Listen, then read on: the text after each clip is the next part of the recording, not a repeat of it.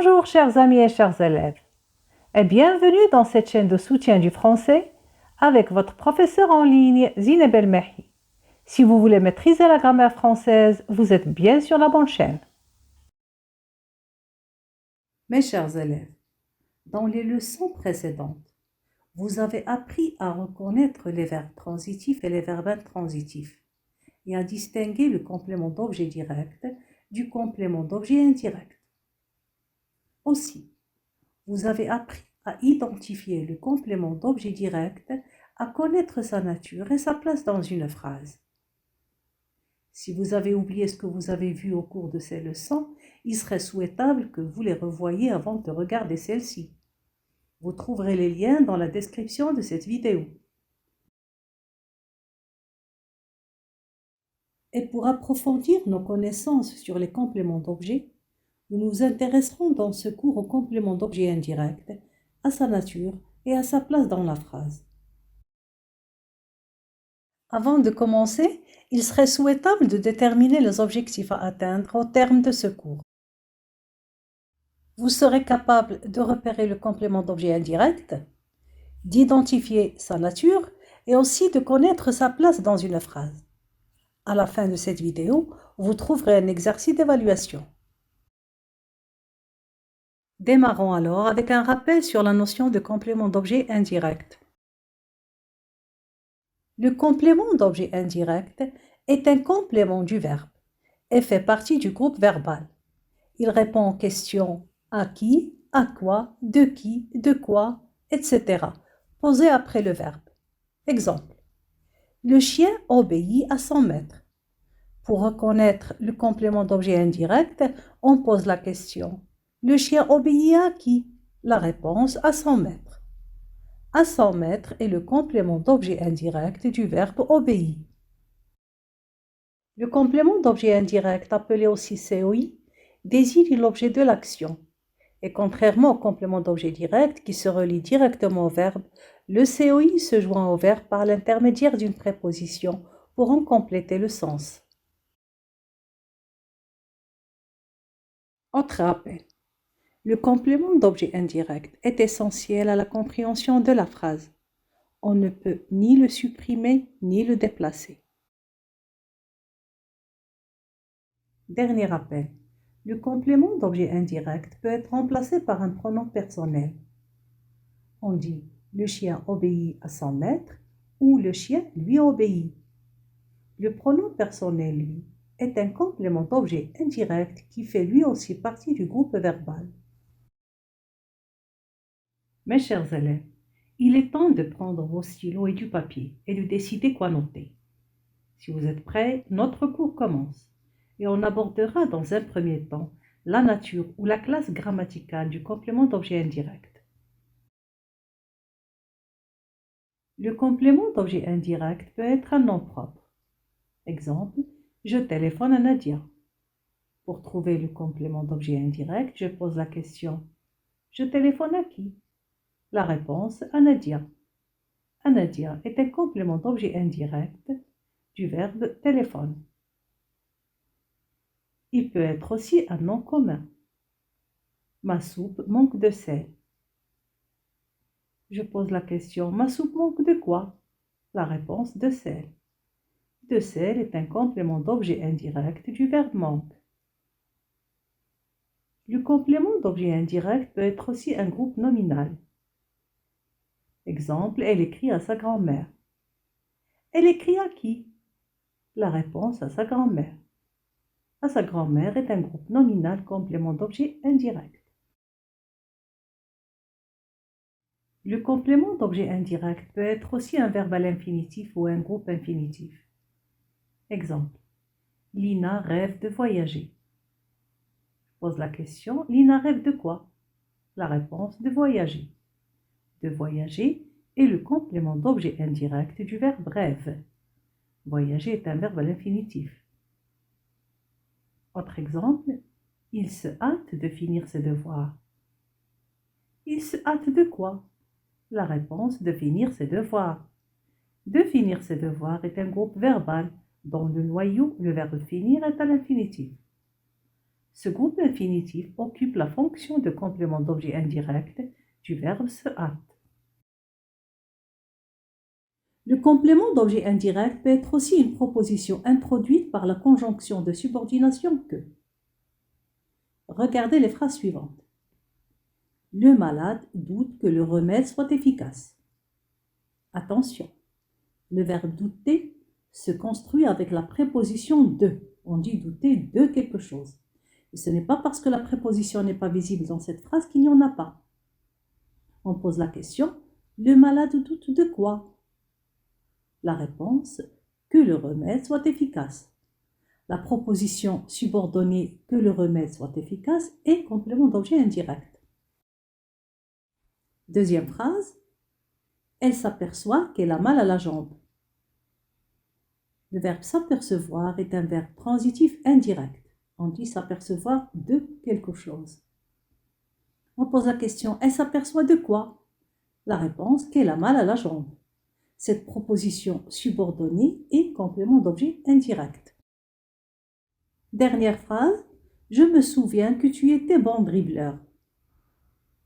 On pose la question, je me souviens de quoi? La réponse, que tu étais bon dribbleur. C'est une proposition subordonnée, complément d'objet indirect. Le complément d'objet indirect peut être aussi une proposition introduite par la locution conjonctive à ce que ou de ce que. Exemple. Il s'attend à ce que je revienne. On pose la question, il s'attend à quoi? La réponse, à ce que je revienne. Cette proposition introduite par l'allocution à ce que occupe la fonction de complément d'objet indirect du verbe s'attendre. Deuxième phrase, réfléchis bien à ce que tu vas faire. Réfléchis bien à quoi? À ce que tu vas faire. Cette proposition est complément d'objet indirect du verbe réfléchir. Dernière phrase, cela provient de ce qu'elle est arrogante. Cela provient de quoi? De ce qu'elle est arrogante. La proposition de ce qu'elle est arrogante occupe la fonction de complément d'objet indirect du verbe provient. Le complément d'objet indirect peut être aussi un pronom personnel. Mouna est sa meilleure amie. Il se fie à elle. On pose la question, il se fie à qui? La réponse à elle. Elle est un pronom personnel qui remplace Mouna. Et il est introduit par la préposition à. À elle est complément d'objet indirect du verbe se fier. Deuxième exemple, nous penserons toujours à vous. Nous penserons toujours à qui? Réponse à vous. Vous désigne les personnes à qui l'on s'adresse. Vous est introduit par la préposition à. C'est un pronom personnel complément d'objet indirect du verbe penser. Troisième exemple, Jade est en voyage. Je lui téléphone souvent. On pose la question. Je téléphone à qui? La réponse à Jade. Le complément d'objet indirect à Jade est remplacé par le pronom personnel lui pour éviter sa répétition. Lui est complément d'objet indirect du verbe téléphoner, suivi de la préposition à. On dit téléphoner à quelqu'un. Mais on voit bien que la préposition a disparu. On la retrouve en posant la question téléphoner à qui?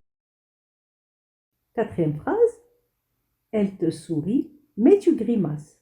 On pose la question, elle sourit à qui? La réponse à toi. À toi devient te, la personne à qui on parle.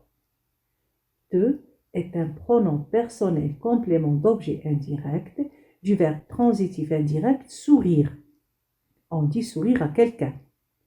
Mais la préposition a disparu. Elle te sourit. On la retrouve en posant la question « Elle sourit à qui ?» Donc, quand le pronom personnel complément d'objet indirect est placé après le verbe, il est précédé d'une préposition.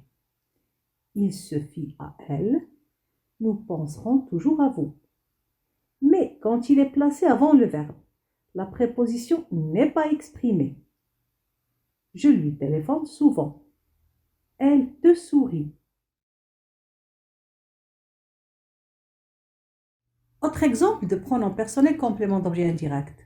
Si je te pose la question, tu obéis à tes parents? Tu peux répondre, oui, j'obéis à mes parents. À mes parents, c'est le complément d'objet indirect. Mais pour éviter la répétition du complément d'objet indirect à mes parents, on le remplace par leur. Oui, je leur obéis. Leur est donc un pronom personnel complément d'objet indirect. Attention, leur placé devant un verbe est un pronom.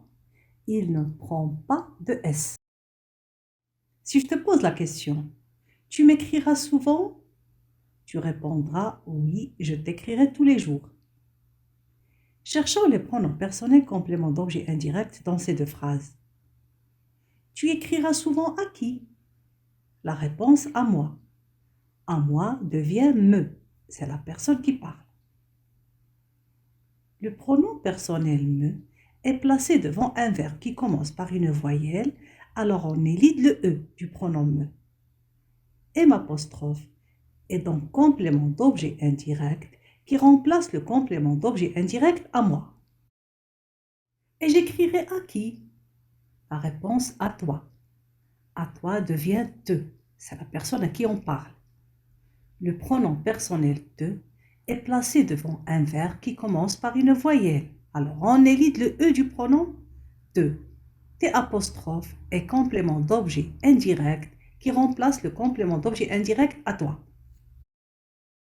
Et comme vous l'avez bien constaté, dans ces trois phrases, la préposition n'est pas exprimée parce que le pronom personnel complément d'objet indirect est placé avant le verbe. On peut récapituler et dire que le complément d'objet indirect peut être un pronom personnel. Pour les êtres animés, les pronoms personnels répondent à la question « à qui ». Avant le verbe, on utilise me, te, ce, lui, nous, vous, leur et les formes élidées M', T', S'. Ces pronoms compléments ne sont pas précédés d'une préposition. Après le verbe, les pronoms compléments sont précédés d'une préposition. On utilise à moi, à toi, à lui, à elle, à nous, à vous, à eux ou encore à elle. Pour les objets inanimés, on utilisera d'autres pronoms. Regardez les exemples suivants. Premier exemple, elles parlent de leur succès. On pose la question, elles parlent de quoi? La réponse, de leur succès. De leur succès est le complément d'objet indirect. Ce groupe nominal complément, précédé de la préposition de, peut être remplacé par un pronom. On dit « elles en parlent ». Le pronom personnel « en » occupe la fonction de complément d'objet indirect du verbe « parle ». Deuxième exemple, il pense à son avenir. On pose la question, il pense à quoi? La réponse, à son avenir. À son avenir est un complément d'objet indirect qu'on peut remplacer par un pronom et dire il y pense. Le pronom personnel y occupe la fonction de complément d'objet indirect du verbe pense. Donc, pour les noms de choses, les notions, les idées, on utilisera les pronoms en et y. Le pronom en remplace un complément d'objet indirect précédé de la préposition de et il répond à la question de quoi. Le pronom y remplace un complément d'objet indirect précédé de la préposition à et il répond à la question à quoi. Le complément d'objet indirect peut être aussi un pronom relatif. Regardez l'exemple suivant. J'ai lu le roman dont le professeur nous a parlé. On pose la question, le professeur nous a parlé de quoi? La réponse, du roman. Du roman est complément d'objet indirect de « a parlé ». Cette phrase complexe est composée de deux phrases simples. J'ai lu le roman et le professeur nous a parlé du roman. Et pour éviter la répétition du roman, on le remplace par le pronom dans. Le pronom dans sert aussi à relier les deux propositions. Dans est un pronom relatif complément d'objet indirect du verbe à parler. Autre exemple, la dame à qui je m'adresse est gentille. On pose la question, je m'adresse à qui? La réponse, je m'adresse à la dame. À la dame est complément d'objet indirect. Pour éviter la répétition, on remplace le complément d'objet indirect par le pronom relatif à qui. À qui est donc complément d'objet indirect du verbe m'adresse. Autre exemple, c'est ce à quoi je m'attendais. À quoi remplace le pronom neutre ce qui signifie la chose à laquelle je m'attendais. Le pronom relatif à quoi est complément d'objet indirect du verbe m'attendait. Le vélo auquel il tenait a été volé. Il tenait à quoi? La réponse au vélo. Au vélo est un complément d'objet indirect remplacé par le pronom auquel pour éviter sa répétition. Auquel est un pronom relatif complément d'objet indirect du verbe tenir. Le complément d'objet indirect peut être aussi un pronom interrogatif. À qui téléphones-tu? De quoi souffre-t-il? Les pronoms interrogatifs à qui et de quoi occupent la fonction de complément d'objet indirect.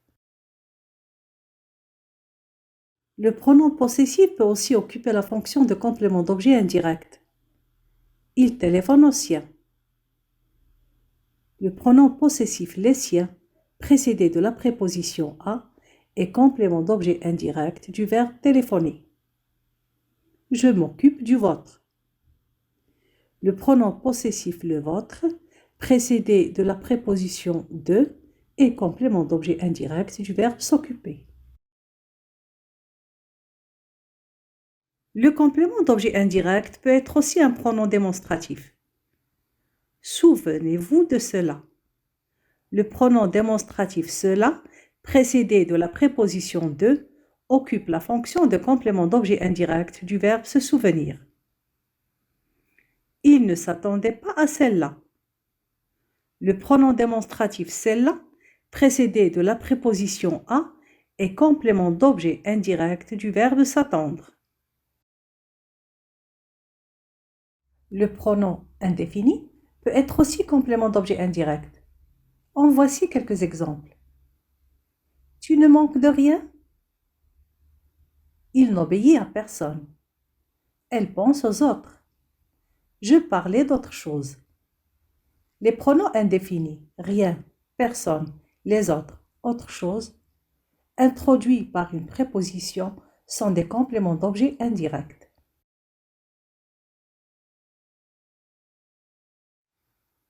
En résumé, le complément d'objet indirect peut être de diverses natures grammaticales.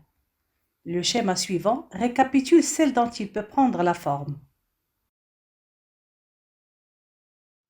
Le COI peut être un nom ou un groupe nominal, un verbe à l'infinitif ou un groupe infinitif, une proposition introduite par la conjonction que ou par l'élocution à ce que ou de ce que.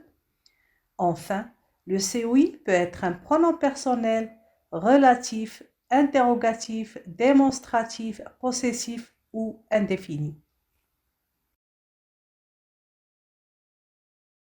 Mes chers élèves, maintenant que vous êtes capables de reconnaître le complément d'objet indirect dans une phrase et d'identifier sa nature, nous allons voir les différentes places qu'il peut occuper dans une phrase. Et on commence par son emplacement après le verbe qui est le plus fréquent. Le complément d'objet indirect se place après le verbe s'il est un nom ou un groupe nominal. Le professeur s'adresse à ses élèves. Un verbe à l'infinitif ou un groupe infinitif. Exemple, vous avez besoin de vous reposer. une proposition introduite par la conjonction que.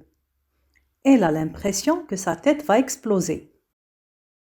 Ou une proposition introduite par l'élocution à ce que ou de ce que. Je tiens à ce que tu t'entraînes bien.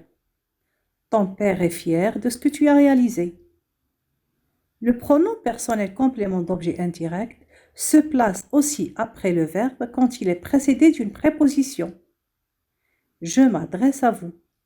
Ou quand le verbe est à l'impératif affirmatif. Donne-moi ta main. N'oubliez pas de mettre un trait d'union entre le verbe et le pronom. Le COI se place aussi après le verbe quand il est pronom démonstratif. Tu ne penses jamais à ça. Ou pronom possessif. Il s'intéresse au mien. Ou encore, s'il est pronom indéfini. Elle se moque de tout. Le complément d'objet indirect peut aussi se placer avant le verbe. Regardez les cas suivants. Et on commence par le pronom personnel. Exemple, je n'y avais pas pensé. Vous nous téléphonerez demain. Prends ce médicament, tu en as besoin. Dans ce cas, le pronom personnel complément d'objet indirect n'est pas introduit par une préposition. Aussi, le pronom personnel complément d'objet indirect est mis avant le verbe à l'impératif négatif. Ne me parle pas. Le pronom relatif complément d'objet indirect se place aussi devant le verbe. Exemple, c'est exactement ce à quoi je m'attendais. La maladie dont il souffrait est incurable. La réunion à laquelle j'ai assisté a duré 1 heure.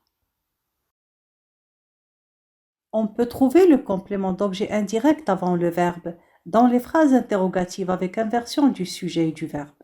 Exemple. De quoi souffre-t-il? À quoi penses-tu? De qui as-tu peur? Enfin, pour mettre le COI en relief, on le place avant le verbe. Exemple. De son enfance, il n'a jamais parlé. À sa grand-mère, elle fait toujours plaisir. De toi, je ne me méfierai jamais.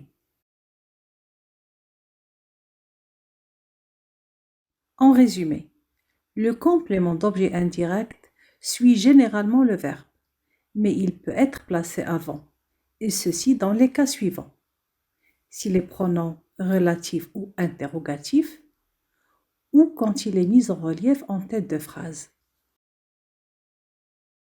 Et il se place après le verbe s'il est un nom ou un groupe nominal, un infinitif ou un groupe infinitif, une proposition introduite par la conjonction que ou par l'élocution à ce que ou de ce que, aussi quand le complément d'objet indirect est pronom possessif, démonstratif ou indéfini. Pour les pronoms personnels complément d'objet indirect, c'est un peu compliqué. Généralement, ils se placent avant le verbe conjugué et ils ne sont pas précédés d'une préposition. Cependant, quand ils sont placés après le verbe, la préposition est exprimée. À la forme impérative affirmative, le pronom complément indirect vient après le verbe et se joint à celui-ci par un trait d'union. Mais à la forme impérative négative, il se place devant le verbe sans trait d'union. Mes chers élèves, nous arrivons à la fin de cette vidéo. Je vous invite à mettre immédiatement en pratique ce que vous avez appris. Bon courage! Dans cet exercice, je vous demande de repérer le complément d'objet indirect et de préciser sa nature grammaticale. Commencez d'abord par bien lire les phrases et posez la question adéquate pour trouver le COI. Je vous donne un peu de temps pour répondre. Si c'est trop rapide, appuyez sur le bouton pause et réfléchissez tranquillement. Une fois terminé, relancez la vidéo et vérifiez. Allez hop, au travail!